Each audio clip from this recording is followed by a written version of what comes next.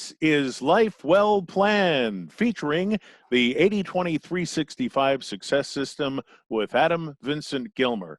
I'm your host, Gene Velitis, and welcome back here to episode number 5.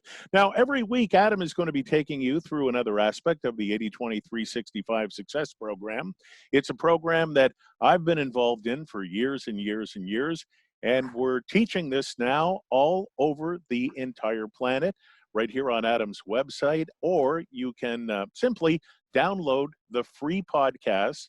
Yeah, how's that? Free in the year 2020 at Apple iTunes or Spotify. You can binge listen or binge watch the videos here on Adam's website. But here's the main thing that we really have to stress. If you want to get the most out of this course, go to Adam's website and purchase your 80-20-365 daily planner. It's something that you're going to be carrying around with you 24 hours a day. I use it every day. I used it last night. I used it this morning. And as you learn about the success system with Adam, you'll understand why before I go to bed tonight, I'm going to be tracking my day. And that'll become apparent in the next couple of episodes. And it really does set you up to take you from where you are to where you want to be. So, Adam, welcome to episode number 5. Today, we're going to be dealing with how to use the 80-20-365 planner for week 1, for 4 weeks, and then for 90 days. But I've got a really big caveat. And when people order their daily planner and they start to learn more about the system, even though we are in episode number 5 here, there's something you say. This system is for people who have had enough is enough, and they really want to start living their lives. And that's why the name suggests it all. Instead of enough is enough, this is about living a life well planned. And here's the interesting thing. You don't say to people when you teach this course in person, or if people learn about the course through the podcast or the videos, you don't say, please fill out your daily planner.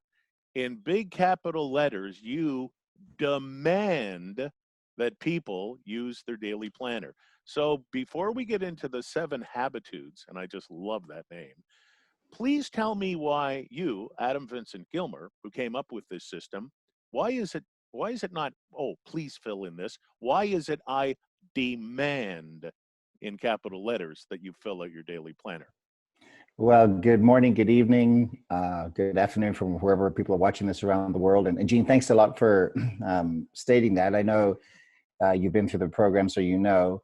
The reason why I demand that people do the system is because most people don't demand of themselves anything, okay? They'd like to have success. They'd like to be, have some money in the bank. They'd like to maybe live in their dream home. They'd like to have a dream, but they're really not doing what's necessary to go after that dream. Instead, they're just kind of like existing. So for things to change, people have to make a change. Otherwise, you get the exact same stuff out of your life. And the reason why I demand that you do it is I'm not standing over your shoulder watching you, and I'm not the principal back in, when I went to school, where you went and got, a spanking, a caning, if you didn't do the work.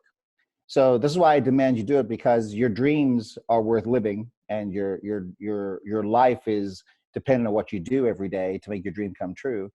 And this is why I demand that people follow. It's 7 little habits. It's not very difficult, but it's also difficult not to do. So I want to make the consciousness aware, the subconscious and conscious aware, that you have to do this stuff every single day, and it becomes a game of life, and it's so much fun.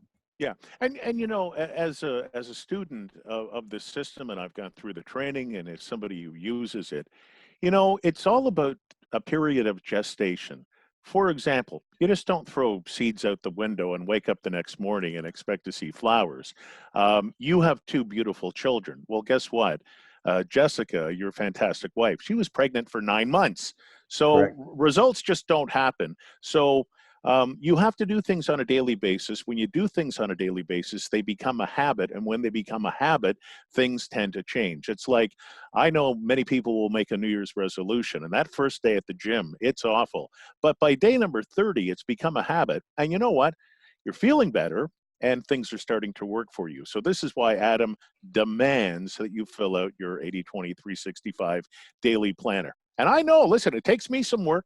I feel it at nighttime, and some nights I just say, I want to go to bed, but I've got this little voice running in the back of my mind, and it's Adam sitting at his desk, and he's yelling at me, "Fill it out before you fall asleep, Politis." So I do. So what we're going to do in this episode, it's going to be about another 20 minutes before we move on to episode number 6. And thanks for being with us here on the video and the podcast.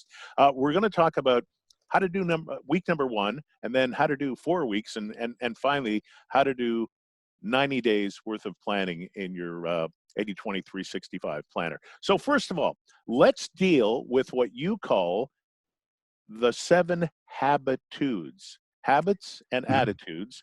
And number 1 is the hour of power. And let's just run through all 7. Let's talk about the hour of power first of all. What is it, and how does that relate to doing your 1 month and building up to your 90-day planner?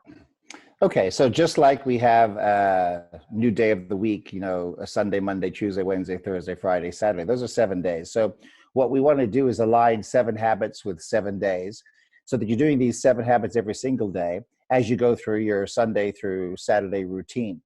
And developing a new routine early in the morning is what I call the power hour. Now, it doesn't take an hour, Gene. Okay, that's like, it's a time that you've specified that say like, 6:30 in the morning or 7 o'clock or 8:30, whatever it is. But it's a time for you set aside where you specifically allow your mind and your daily planner to come into play. And by doing so, you've started a new habit, which is you're filling that 3, 4, 5, 15 minutes of time when you're planning. You're filling that with a ton of energy to make the rest of your day actually happen in front of you. And that's really what the hour of power is about, or the power hour. For me, it tends to be 6:30, 6:45 in the morning. I get up, the house is nice and quiet. The wife and the kids are still asleep. I go downstairs, I make an espresso, and then I'm like, okay, I stumble into my office, and I'm like, okay, let me just sit down and look and see what I have to do today. And mentally, I'm already putting myself in a habit to make sure that my day is going to be successful. Yeah. It's the hour of power. Yeah. And one of the things that you demand in the hour of power, or the power hour, is, first of all, read your purpose. Now, we dealt with purpose in earlier episodes, but again, nothing like repetition. I know I do the same thing. I make my coffee, first thing I do, and I've been reading my purpose for years, but you know what? Every single morning, I read my purpose, so my day has direction. So correct. Tell us about what you need to review in the hour of power. I know you got to read your purpose, you got to read your bottom line. Right. And I mean, we haven't dealt with exactly how 80/20 works. That'll be coming up in a future episode. But what are the kind of things we should review in our power hour to really start our day off with purpose and with intent? All right, so when you purchase the planner online at 80/20/365.com, that's 80/20/365. That's the 80/20 principle being practiced every single day. Once you get your planner, they come in a box of 4 in the United States, Canada, okay? And inside the planner, and we can probably switch the overhead camera, and I'll show you this. Inside the planner, there is, I've actually taped in, I've written and printed out my purpose statement, okay? Mm-hmm. And what I do is, in the morning time, I come in and I'm like, okay, I got my coffee, and I'm like, okay, I sit down and I read the purpose statement to myself. And then, and I haven't done this yet, but we're going to get into this, and I do 5-year bottom line review, and then I do 30-day bottom line review. Now, this book that I'm looking at right now is my second quarter. But for those following along, and you're not driving, but maybe you're watching the video, or you're listening to the podcast, here's what it looks like when it's completed. Okay, and if I think the top camera's on, it'll give everybody a view there. Here we go. Yeah, I better see it. Of actually, purpose statement, being, brain, body, time, people, and money. And I've got my 5-year plan. Now, these are bottom line results for what I'm expecting to have completed in 5 years. Not a wishy-washy, here's what my 5-year plan. No, these things will happen in my life. These are the bottom lines. This is the line in the sand for my 60-month range goals. And then I review my 30 range goals. And in fact, because it's the beginning of February, I'm really happy about this webisode that we're doing, is my February ones aren't filled out yet. And the reasons why I'm doing this way and making this video work and podcast work is I want everybody to know that we have to go through the plan of understanding of how this works. And remember, this is just the review, and I've only been talking for maybe a minute and a half or 2 minutes. As you review all your goals and stuff, then you can go to the actual daily sheets, okay? And in the daily sheets, you can actually plan and organize what you're going to do in the hour of power. And the hour of power is really simple. It's not like, it's actually easy to do. So what you do is you flip it over, and here it says you read your purpose, you do your planning, what you have to do for the day. You might flip to your calendar and you find out, hey, I have a call with Gene, I have a video, I have a meeting, I got to catch a plane, whatever it is, you plan it into your day. And then the best part is that once you've got all that done, you close your eyes and you do what's called a take one preview, where you actually close your eyes and you see your day unfolding in front of you, where everything is going to be completed in a perfect, least hard way. In other words, there's no confrontation. Everything's going to happen. And Gene, what's great about this is actors and actresses, heads of state, presidents around the world, they practice what they're going to be delivering before they've actually delivered it, okay? An actor has a coach, and they practice lines. Well, they're previewing. They're doing a take one preview of what it might look like. And then they actually act it out, which is going through the day. And that leads to, you know, fear think first, all these other things inside the planning system. And what it allows somebody to do is we've mentally already given your brain permission to unfold everything and make it work for you for the day. Most people, when they start their day, it's rush, rush, rush, rush, rush. Nothing's planned. It's all modge podge together, and they're hoping that this great little puzzle of a balanced life comes out. And that's unfortunately how most people live, but it's not how I choose to live. Yeah. You know, and there's two really great examples. I'm going to embarrass you and use one for one of my examples. The other example of people who do that is the young Canadian girl who back in 2018 won the Grammy Award for Up and Coming New Artist. And when she accepted the Grammy Award up on stage, she quite seriously said, I've been accepting this award and I've been giving this acceptance speech for 10 years in my bedroom. And then it happened. And now I'm going to embarrass you. Adam and I were on FaceTime the other night talking about getting ready for these episodes. And he said, I want to show you the new car I bought for Jessica. And it's a beautiful black Rolls Royce. And I said, wow, I can't believe you just got a Rolls Royce. And you looked at me and you said, why can't you believe that? You know how I plan things out in my life. This car has been in my driveway in my imagination for years. It just so happens to be here in person now. So these are the kind of things you can manifest, but you got to fill out the form. And that's why Adam says, please don't fill it out. He demands you fill it out. So we go from the hour of power, and I love this one, fear things first, because people fear doing things, and you tell people, well, deal with the fear. So what is FTF? I love FTF. When you get this habit down, you'll become so more productive in your day. So normally what happens in some type of a planner or a journal, you know, people write down maybe first things first. And first things first might be, like in my example earlier, making a cup of coffee, okay? But really and truly, that's like me getting prepared. Hey, I like to have a nice morning espresso. But really and truly, to make my day the most productive, what I have to do is find out what I've been procrastinating, putting off, because literally I'm afraid, or you're afraid to deal with it. And if you tackle that thing and you plan it out and it becomes in your planner, and you'll see, like, here we go, okay? Down here, there's a little thing called FTF. I think that's coming up on the screen, FTF. And I plan in what my fear thing first is. Now, let's say it's a workout routine for somebody, okay? Or let's say it's talking to the boss about a raise. Or let's say it's maybe telling your boss you're quitting, okay? Whatever it is. Sure. Fear thing first. It might be even telling your significant other, listen, I need to sit down with you and talk about our financial plan.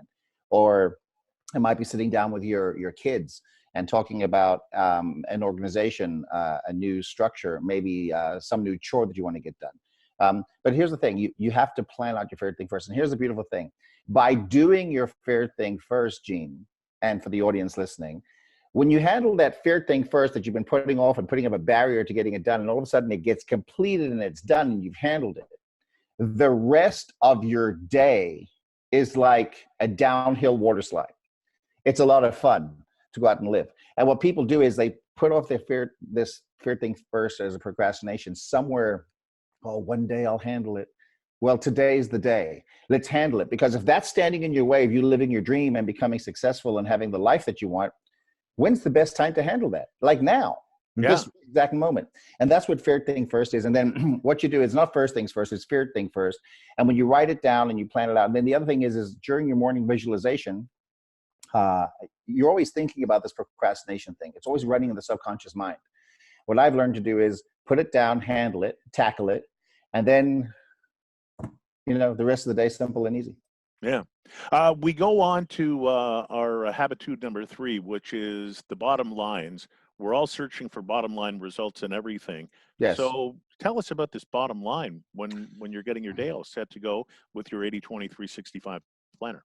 Right. So if you go to your accountant and you turn in all your earnings for the year and this and the other, you have to, the bottom line is, here's what the government's owed, right? There's a bottom line result.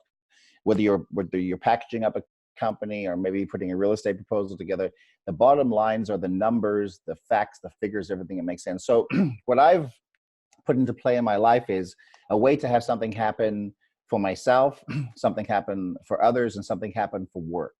So three little habits, all written into bottom lines. Something for yourself, like for me, okay, it's going to the gym, working out, making sure I go to the jacuzzi, and then I go into the steam room, maybe the sauna, and then the steam room. And I come out of there, jump in the shower, and I feel like $1,000,000. Okay, I feel unstoppable.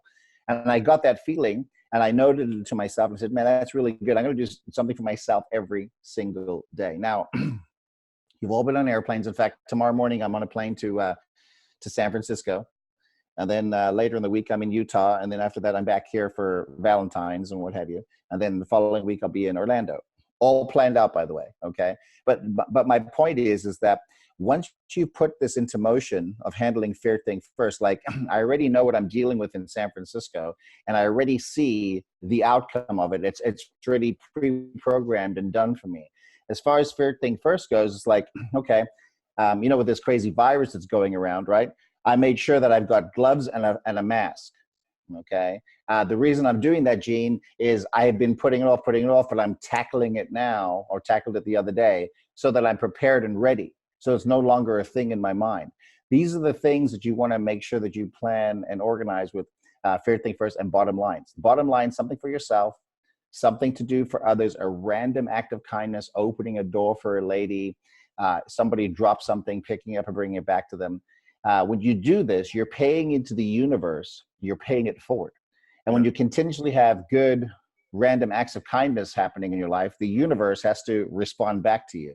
Right. And it's like an echo. And then the final thing is work, finish presentation, finish PowerPoint, call Mike about business deal or financing or whatever it is, and you fill out all the work items. Maybe you need to finish a proposal or a project, and you put all this down and you plan it out. So you do something as a bottom line by the end of that day. Those 3 things, no matter what else, will be completed for the day. And that's what bottom lines are on those 3 categories. Yeah. And in future episodes, we're going to talk about how you review that at the end of the day. What's interesting is habitude number 4 lends itself beautifully right after number 3, and that's energy. And if you remember from a few episodes, if you're binge listening or watching, you heard it just a little while ago. I love Adam's story. He said, if you bought a thoroughbred racehorse, you would not offer it cigarettes, take it out to a bar and make it drink Jack Daniels and keep it up all night long. So why would you treat your body that way when you wouldn't treat a racehorse that way? And Adam's always been saying to me, hey, listen, treat your body like it's a racehorse. So let's talk a little bit about this energy. I love this. Well, it's an acronym. First of all, it's nutrition, rest, gym, and exercise. The nutrition, N, rest, getting some sleep at night. G, going to the gym, and E, exercise. And you put that together, energy. And it gives you energy for your day. Actually, it gives you energy for your life. I was talking to some of the doctors that we have inside one of our nutrition companies, and they said every single medicine that's prescribed works best with diet and exercise. So that being said, if you're going to treat yourself like $1 million racehorse, and you have to really think about this, if we all did really invest in $1 million racehorse, you put, money into making this horse, buying the horse, what have you, looking after the horse, how would you look after it? And you're right, you wouldn't keep it up all night, make it smoke and drink, and then expect it to run its winning race the next day. Unfortunately, what happens, because people have a feared thing first, maybe the giving up alcohol as an example would be a good feared thing first. But the point is that this way you'd be tying the two together: nutrition, rest, gym, and exercise. You'd actually start your way to the day saying, let me go and get some exercise in. Now, what I love about the exercise is you don't need to go down to the gym and become, or do exercise to become a bodybuilder or somebody like that, okay? What I'm saying is that science and biology and doctors have proven that exercise, going for a walk with your wife or significant other or a friend or whatever the case is, maybe going for a run, setting a time to go to the gym, getting a trainer. Science has proven that this is cheap insurance. And cheap insurance allows you to have another fabulous day, the next day, the next day, the next day. Plus, when you work out and you have the right nutrition, you're eating several times a day, you're watching your diet. When I say watching your diet, I eat 5 to 6 fist-sized meals a day, okay? And some people say, well, that's, eating too much, but they're fist-sized meals, okay? They're tiny. There's some protein, there's some vegetable, there's some carb. And that's what I do. Actually, my first meal in the morning is a protein shake, and it's easy to make. But the point is, when you do all this stuff and you have the right nutrition, that's going to give you energy for the day. It's also going to keep your blood levels the same throughout the day, because as you tend to eat, blood levels, go up and down. Right. So if you can keep it level, that means eating several times a day. You're doing this with your blood levels, which is very, very good for health. Once again, this is I'm not a doctor, but this is what they've told me, which is like, this makes sense. So nutrition, rest, getting sleep at night. Last night I slept for about 5 hours. I routinely sleep for maybe 4.5 to 5 hours. Now, some people want their beauty sleep and they need 8 hours of sleep. I'm going to debate people on that, because when you're living your dream, there's never enough time in the day to go after it. And I don't think everybody needs to get 8 hours of sleep. You're an adult, you're not a growing baby. And babies do need a lot of sleep to grow. But nutrition, rest, gym and exercise, getting a workout partner, getting a trainer, making the commitment to doing this daily ends up 30, 60, 90 days, 5 years from now, people are wondering what you have going on in your life. And, also exercise and going to the gym allows you to handle stress much better. Okay. Mm-hmm. And this is another important factor for going to the gym and working out and watching your diet. Okay. The number 5 habitude of the 7 we're dealing with on this episode is ahas. And if you don't know what an aha is, that's a eureka moment. Many of us have aha moments all the time in life. We just don't know what they are. But once you identify what an aha moment is, it can literally and figuratively be life-changing.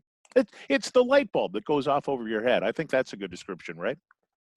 Yeah, it is. So, let me say this. I started with a new assistant this year. And the first thing I did was put her on the time management system. And every single day, she's been having these moments. Oh my God, this is why. And she, I see the routine. And it's like, what's happened is that it helps shape a person's belief system. When you allow an aha and you don't record it in your planner, you don't record it every single day, it goes fleeing off. And that's like God sending you some wisdom, okay, where the puzzle of life kind of, it all starts to make sense. You start to feel like Yoda in Star Wars. You get it, okay? You're part of the Force. But you've got to write these things down, because it's been proven over and over and over again that once you learn something new and you write it down, when you've heard it for the first time and you write it down, you've now taught yourself 3 different times. One, the first time when you heard it.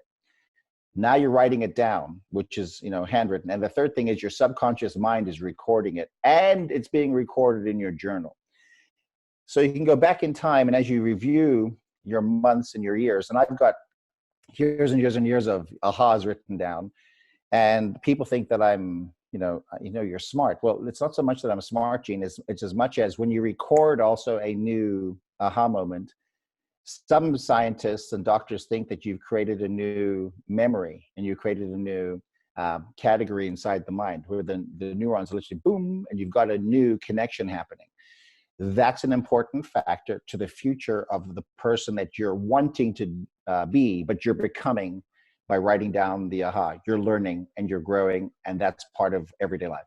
Yeah. And I think people now, if they had any doubt at the beginning of this episode about why you demand people write this down, not just please write this down, is that the constant repetition and the constant review and the constant study make these new things ingrained in your mind. And what become ingrained in your mind become new and better habits. And to help you along, we come to habitude number 6, which is mentoring. And everybody needs a mentor in your life. I went through life for years without a mentor, but when I finally discovered one, it was life changing. And then he introduced me to another person. I've got about 6 or 7 mentors in my life, including you. And the cast of characters I have in my mind and the cast of characters I can call on day or night, yeah, I mean, I talk for a living, and I can't really articulate how fantastic it is. So tell us about the value of mentoring. All right. So great things. Like I just said, when you're writing down your ahas for the day, you're learning. Mentoring gives you the opportunity to teach. And when you're teaching, it's one thing to take the knowledge in the first time and you've learned it. But now when you get to speak it and you get to teach it and you get to maybe give somebody a new idea, a thought, something that's going to change their lives for the better, by the way. Now the learning accelerates. And, I like to share, people ask, I was using cars as an example. I had AJ out in a Lamborghini and we went down to put petroleum gasoline in the car, put up both the doors. AJ's like, hey, I'm going to go to the bathroom. I'm like, okay. And these kids on motorcycles were filling up too. They're like, oh my God. I'm like, well, go ahead and sit in it. Like, I already knew that they were going to want to be inside the car because they were just excited and what have you. And most people, maybe they weren't going to ask. Maybe they had a fear of saying, do you mind? But the fact the person got to sit in the car, they were taking video of it and what have you, they were just blown away, right? So let me tell you what that does. That is a mentoring session. Most people aren't going to go down to the dealership and sit in the car or whatever and take it all in, okay? But you have the opportunity. And by the way, this is free stuff. This doesn't cost anything during the day. It's a free, hey, here's a free give me. But the thing is, and I don't know who those young kids are. I didn't get phone numbers or what have you. They were all excited. But I know I changed the course of their story through the day or the following day, maybe with their peers. Everybody needs a coach. I have coaches too. Okay. Just this morning, I was watching some stuff on YouTube on how to charge up the mind during my power hour, how to charge up the mind on YouTube, and something about affirmations. And by the way, with the system, we supply like 100 affirmations, okay, that go along with this, so that your mind is always being fueled. This is the mentoring stage. Now, in the network marketing businesses that I have, it's very important for people to be networking all the time. And mentoring is an important piece of this, making sure that you talk with your sales organization or show people the way something's going to work or something about a product or something about how marketing might work. In the real estate industry, if you're networking, you're mentoring, you're showing people what's working for you. Hey, maybe there's a new banker that's doing some new financing or whatever the case happens to be. If you're a coach working with kids on the basketball team or whatever it is, you want to be able to mentor people so that they can shoot the basketball better, maybe post up, what have you. All of this is very, very important to making the world a better place, being the change that you'd like to actually see in the world. And by mentoring, this is what happens. Yeah, and it's interesting too when we talk about the habitudes. It's almost like the wheel of life that we dealt with in some earlier episodes. Is Hmm. that they're all interconnected. So, for example, when you got this your beautiful Lamborghini at the gas station and you ask the kid to sit down in it, you're mentoring him, but then he has an aha moment, and maybe that aha moment is I want one of these things. And I go back to one of my mentors who said something that I thought was very funny at first, but there really is something to it. And he said, "Do you know why there are so few Ferraris on the road?" And I said, "No, I have no idea." He said, "Because most people think they can't have one. And if you think you can't have one, you're never going to get one." So by touching that Correct. and having that young man or that young woman have that aha moment, that just might put them on the direction of filling out their goals and objectives, something we'll be talking about in the next episode, and using this daily planner. Finally, and I love this one because it's something that nobody does, habitude number 7, the final one for episode number 5 here, is the take two to review rule. Review your day. Who does that except for you and me? Well, Jeff Bezos, Elon Musk. I mean, I can go down the list. I know because they've talked about how they get the most out of their day. So why would you want to review your day? Because reviewing, once again, gives you the opportunity to not only learn, but to change something that you done incorrectly through the day, where you notice a place to improve. And what that leads to is, you know, uh, a life that isn't critiqued or reviewed is almost a life not worth living because there's no direction in it. Michelangelo painting the Sistine Chapel. Uh, Daily, there was a review with his peers on, hey, what do you think? And by getting a think tank about your day around what you could have done better, could you have showed up earlier? Could you have left 5 minutes early so that you know that you'd be on time? Could you have mentored better? Hey, I didn't do my FTF today. That's why my day isn't successful. And by the way, Gene, there's a scoring system during these 7 habits. I made it a game of life. So if your life is worth living, surely it's worth reviewing and seeing where you can do better. And by noticing the places where you can make some adjustments, change the errors in what you've done, you now have a better way of doing it a second, third, fourth, 10th, 15th, 100,000th time over. Okay. And the review section is important.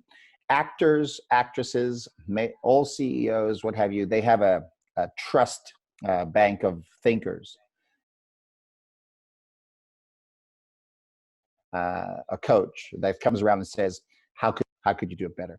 And this also allows not only you to do it better, but it also allows you to explain to somebody else during your mentoring stages, hey, here's what's actually working for me. Here's what I found. Here's what I felt. And my goodness, here's what's happened to my life. Well, this is great. So we've gone through the 7 habitudes. You do this every single day. You do it for your first week, which turns into a month, the second month. And now we have 90 days of habitudes. And as you said, you demand that people fill this out. So now we're on a journey and something is happening. So what we're going to do in our next episode, episode number 6, is how to determine and set up your 5-year objectives and goals. And now this is where things get really, really exciting. So thanks for this, Adam. Get set. 5-year big plan coming up next with Adam Vincent Gilmer on a life well planned, the 80-20-365 system. Adam, I'll talk to you on the next episode.